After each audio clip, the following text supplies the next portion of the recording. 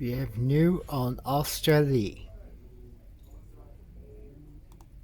Bonjour à toutes et à tous, bienvenue à Sport 30. À la une, les Alouettes de Montréal affrontent les Blue Bombers de Winnipeg à l'occasion de la 110e Coupe Grey. Ces deux équipes s'affrontent en grande finale pour la toute première fois de l'histoire. Si les Alouettes en sont à une première apparition depuis 2010, les Bombers participent à la Coupe Grey pour une quatrième fois consécutive. C'est Winnipeg qui commence le match avec le ballon et les Bombers confient la première séquence du match au meilleur demi-offensif de la Ligue canadienne. Brady Oliveira court 4 fois pour des gains de 32 verges. Ça permettra aux Bombers d'ouvrir la marque avec un botté de précision. La défense des Alouettes est incapable de ralentir les Bombers en début de match. Kenny Lawler récolte 26 verges sur cette passe de Zach Collaros. Puis, Oliveira s'occupe du reste. Le joueur canadien par excellence de la LCF cette saison court 2 autres fois pour des gains de 16 verges et met la touche finale avec le toucher. C'est 10-0 pour Winnipeg. Incapable de récolter un premier jeu à sa première séquence, l'attaque montréalaise se met en marche. Cody Fajardo vise sa cible favorite, Austin Mack, qui réussit un superbe attrapé. C'est bon pour 31 verges. Et dès le jeu suivant, premier essai 10, course à gauche. Il est effectué par William Stenback. Excellente récolte de Stenback qui fonce vers le point du terrain. Et c'est un touché! William Stenback!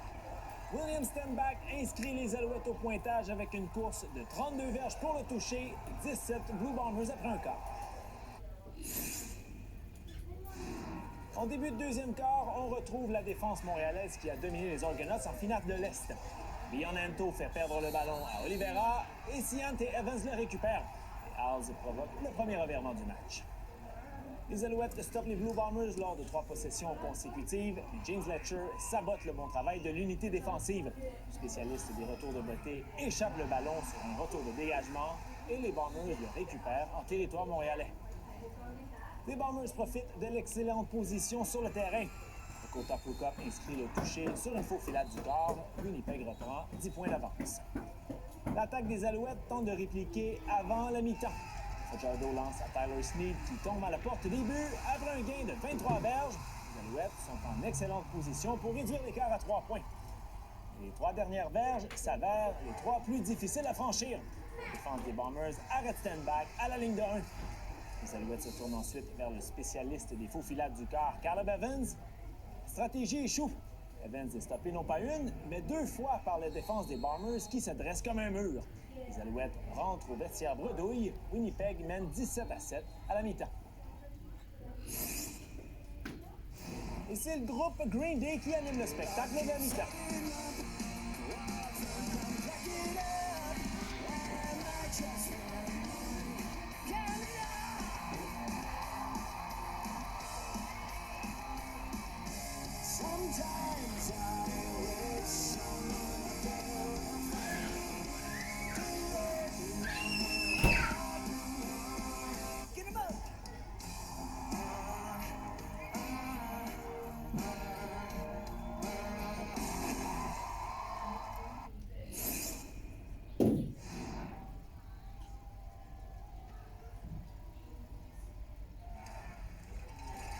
Le ballon qui est lancé vers les lignes de côté, 1 contre 1. Et c'est capté par Austin Mack. Quel bel attrapé! Et c'est un premier essai. Alouette! Pour la deuxième fois du match, Austin Mack se signale avec un superbe attrapé, cette fois à une seule main. C'est bon pour 33 verges. Et pour la deuxième fois du match, les exploits de Mack rapportent dès le jeu suivant. Premier essai. Fajardo s'avance un peu, il lance vers la zone de but. Et c'est capté! Touché inscrit par Cole Speaker! Fajardo repère Cole Speaker dans la zone des buts pour un toucher de 23 verges. Les Alouettes s'approchent à 3 points des Bombers. La défense emboîte le pas. Pour la deuxième fois du match, c'est Ento qui est l'auteur du gros jeu. Le demi-coin réussit une interception à couper le souffle aux dépens de Collaros dans la zone des buts. Ento réussit une interception dans un deuxième match de suite.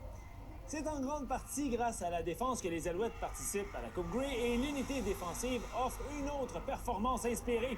Iwalo Guac et Avery Williams renvoient l'attaque des Bombers au banc avec 2 violents plaqués.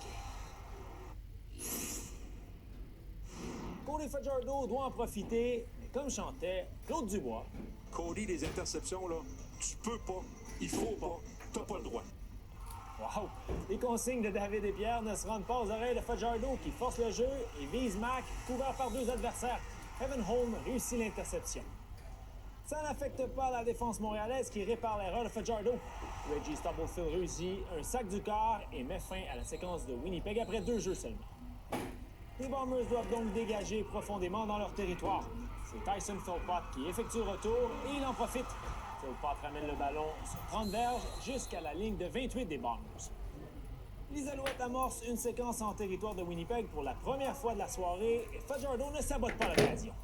Fajardo garde le ballon, il lance à gauche, c'est capté par Austin Mack. Mack, au centre, bingo! Touché, Alouette! Austin Mack inscrit le touché sur 13 verges. Les Alouettes ont les devants pour la première fois du match. Les Blue Bombers retournent donc à leur stratégie initiale, c'est-à-dire faire confiance à Oliveira et ça rapporte. Le demi-offensif court 3 fois sur la séquence suivante pour des gains de 21 verges et amène les siens à la porte des buts. Luka met la touche finale avec une course de 4 verges et il inscrit son deuxième touché du match. Les Bombers sont de retour aux commandes, c'est 24-21. Est-ce que les Alouettes seront en mesure de répliquer? En deuxième essai, Fajardo vise Tyler Sneed qui ne peut capter le ballon. Montréal doit donc dégager.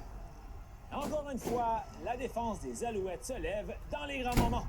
Darnell Sankey réussit un sac du quart à l'endroit de Collaros et force les Bombers à dégager à leur tour. L'attaque des Alouettes obtiendra une autre chance. Fajardo n'a jamais gagné en 9 duels contre Collaros et il n'y aura pas de meilleur moment pour mettre fin à cette vilaine séquence. Est-ce que Fajardo pourra orchestrer une séquence victorieuse pour les Alouettes? 62 secondes à jouer, Fajardo est victime d'un sac du quart de Shane Gauthier. Montréal se retrouve en deuxième essai 18. Acculé au pied du mur, les Alouettes ont absolument besoin d'un gros jeu. Fajardo répond à l'appel. Le quart évite la pression et décide de courir. Fajardo récolte 13 verges d'une importance capitale. Ça place les Alouettes en situation de troisième essai réaliste. Montréal a donc besoin de 5 verges pour rester en vie, mais Fajardo en veut beaucoup plus. Fajardo qui lance vers les lignes de côté. Et Cole Speaker, il saisit! Cole Speaker! Quel attrapé! Fajardo lance une bombe à Cole Speaker qui réussit un gros catch pour un gain de 31 verges jusqu'au 19 des Bombers. Avec moins de 30 secondes à jouer au match, est-ce que les Alouettes seront en mesure d'enchaîner avec un autre gros jeu? Ballon qui revient à Fajardo, le quart arrière recule, on s'amène vers lui, il lance et c'est capté! Tyson Philpott! Capté! Les Alouettes qui inscrivent le toucher! 11 secondes seulement à faire! Incroyable! Quelle fin de match! Quelle fin de match et comment? Tyson Philpott donne les devants Montréal avec 11 secondes à faire. Les joueurs des Alouettes y croient plus que jamais. Les Bombers ont une toute dernière chance et tentent le tout pour le tout sur le dernier jeu du match, mais sans succès. Marc-Antoine Dequoy, qui d'autre, récupère le ballon et met fin au match. Les Alouettes de Montréal sont champions de la Coupe Grey pour la première fois en 13 ans et remportent le 8e titre de leur histoire grâce à une 8e victoire consécutive.